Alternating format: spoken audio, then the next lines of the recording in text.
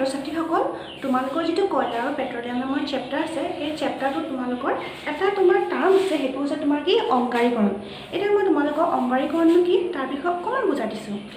এতিয়া আজিৰ পৰা তোমাৰ কি হৈছে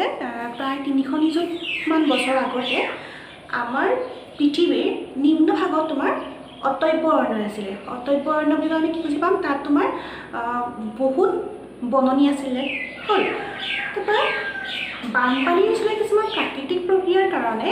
সেই যিবোৰ বননি আছিলে অতব্য অৰণ্য আছিলে সেইখিনি তোমাৰ কি হ'ল তললৈ বহি গ'ল মানে মাটি তললৈ সোমাই গ'ল তাৰপিছত তোমাৰ কি হ'ল সময় বাঢ়ি বাঢ়ি গৈ আছে সময় আগবাঢ়ি যোৱাৰ লগে লগে তোমাৰ কি হ'ল যিখিনি বস্তু তললৈ সোমাই গৈছিলে নহয় মাটি তলত সোমাই গ'ল তাৰ ওপৰত তোমাৰ কি হ'ল মাটি পৰি পৰি পৰি পৰি সেই বস্তুখিনি আৰু তললৈ গুচি গ'ল মানে যিখিনি গছ গছনি আছিলে ন সেইখিনি তোমাৰ বানপানীৰ দৰে কিছুমান প্ৰক্ৰিয়াৰ কাৰণে তললৈ গুচিয়ে গ'ল গুচি যোৱাৰ ফলত তাৰ ওপৰত মাটি জমা হৈ গৈ আছে মাটি জমা হৈ গৈ থকাৰ ফলত তোমাৰ কি হ'ব মাটি জমা হৈ গৈ আছে মানে তলৰখিনিৰ ওপৰত এটা তোমাৰ প্ৰেছাৰ পৰি পৰি গৈ আছে মানে উচ্চ চাপ এটা পৰি পৰি গৈ আছে আৰু এটা কথা হ'ল যে তোমাৰ যিমানেই সেই বননিবোৰ তললৈ গৈ আছে সেইটো গেলি পচি যাবই হয় নাই গেলি পচি যাব সেইখিনি বস্তু তোমাৰ কি হ'ব তললৈ যিমানেই মানে গভীৰলৈ সোমাই সোমাই গৈ থাকিব নহয় চাপ পাই পাই তোমাৰ সেইখিনি উষ্ণতা বাঢ়ি যায় মানে বেছি গৰম হৈ যায় বুজি পাইছানে ফলত তোমাৰ সেই বস্তুখিনি তোমাৰ উচ্চ চাপ উচ্চ উষ্ণতাৰ ফলত তোমাৰ কি হ'ল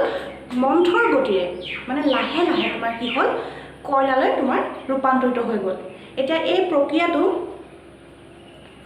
কয়লালৈ যিটো তোমাৰ মানে গছ গছনিখিনি কয়লালৈ যেনেকৈ ৰূপান্তৰিত হ'ল এই প্ৰচেছটো আমি বুজি পালোঁ সেই প্ৰক্ৰিয়াটোকে তোমাৰ কি বুলি কোৱা হয় অংগাৰীকৰণ বুলি কোৱা হয় বুজি পালানে মানে সেই গছ গছনিখিনি মৃত গছ গছনি ন তোমাৰ বানপানীয়ে সেইখিনি তললৈ ভৰাই দিলে তো সেই মৃত গছ গছনিখিনি ক্ৰমান্বয়ে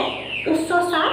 উচ্চ উষ্ণতাৰ ফলত তোমাৰ কি হ'ল কয়লালৈ তোমাৰ পৰিৱৰ্তন হ'ল আৰু তোমাৰ সেই প্ৰক্ৰিয়াটোকে তোমাৰ কি বুলি কোৱা হয় অংগাৰীকৰণ বুলি কোৱা হয় থেংক ইউ